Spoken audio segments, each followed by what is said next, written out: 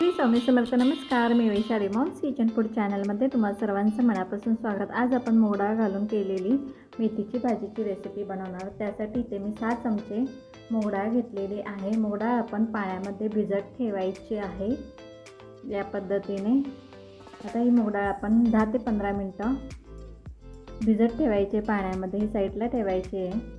त्यानंतर आपण 6 हिरव्या मिरच्या घेतलेल्या आहेत, 1 लसूणचा गड्डा घेतलेला आहे सोलून, पुन्हा अर्धा चमचा जिरे घेतलेले आहेत. सर्वप्रथम आपण खलबत्त्यामध्ये अर्धा चमचा जिरे घ्यायचे आहेत व सोलून घेतलेले लसूण पाकळ्या घ्यायचे आहेत. हे जाडसर खलबत्त्यामध्ये आपण कुटून घ्यायचं आहे.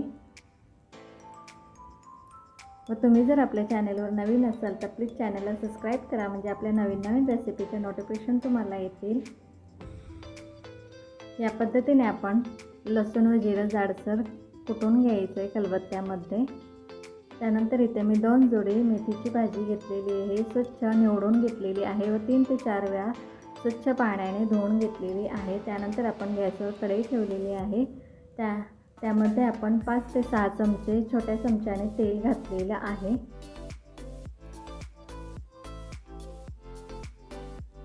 तेल चांगलं गरम झालं की त्यामध्ये आपण 6 हिरव्या मिरच्या बारीक चिरून घातलेल्या आहेत. ते चमच्याने चांगल्या परतून घ्यायच्या आहेत तेलामध्ये. त्यानंतर आपण बारीक केलेला लसूण व जिरे घालायचे आहे त्यामध्ये. पुन्हा एकत्रित करायचं आहे, चमच्याने चांगला हलवून घ्यायचं आहे. पुन्हा चवीप्रमाणे मीठ घालायचं आहे, मीठ थोडं कमीच घालायचं आहे. त्यानंतर पुन्हा हे एकत्रित करायचं आहे, चमच्याने हलवून घ्यायचं आहे. पुन्हा भिजवून घेतलेली डाळ घालायची आपण मोगडाळ, पुन्हा हे चमच्याने एकत्रित करून घ्यायचं आहे.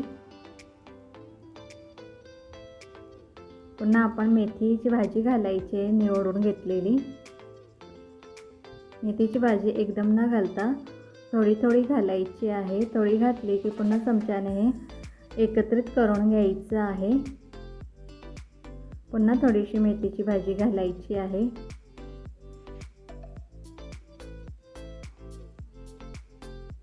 चमच्याने व्यवस्थित एकत्रित करायचं आहे.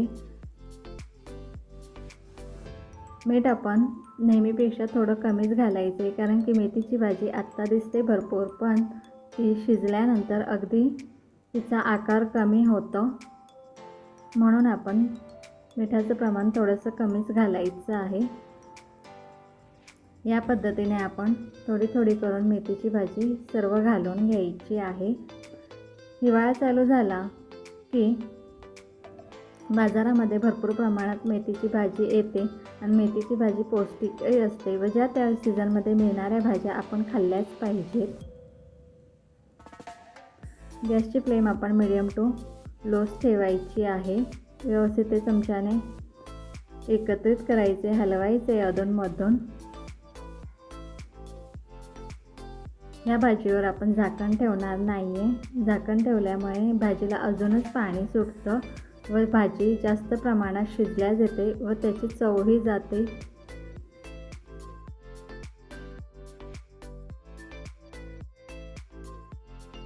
आपण ही भाजी झाकण न ठेवता तयार करणार आहोत. या पद्धतीने केल्यामुळे भाजी अजिबात कडू होत नाही व चवीलाही अप्रतिम लागते. अधूनमधून मध्यभागी असं भाजी साईडला करून खड्डा करायचा आहे, म्हणजे पाणी असेल ते मध्यभागी येतं. अजून आपली भाजी झालेली नाही आहे. गॅसची फ्लेम मीडियमच ठेवायची. मीडियम गॅसवर हे सतत हलवत भाजी आपण तयार करून घ्यायची आहे. ही भाजी आपण बाजरीची किंवा ज्वारीच्या भाकरीबरोबरही खाऊ शकतो. आता तुम्ही बघू शकता बऱ्यापैकी आपल्या भाजीतलं पाणी आटलेलं आहे, पण थोडंसं आहे, म्हणून अजून 2 ते 3 मिनटं हे आपण गॅसवर ठेवायचं आहे. 2 ते 3 मिनटानंतर पुन्हा हे आपण एकत्रित करून घ्यायची आहे भाजी. पुन्हा मध्यभागी थोडीशी जागा करून तुम्ही बघू शकता आता अजिबात पाणी नाही, म्हणजे आपली भाजी तयार झालेली आहे व डाळही मऊ होते. आता हे आपण गॅस बंद करून सर्विंग प्लेटमध्ये काढून सर्व करायची आहे. ही रेसिपी तुम्हाला कशी वाटली हे कमेंट करून नक्की कळवा. अशाच नवीन रेसिपी पाहण्यासाठी आपल्या मॉम्स किचन फूड चॅनलला लाईक करा, शेअर करा व सबस्क्राईब करा.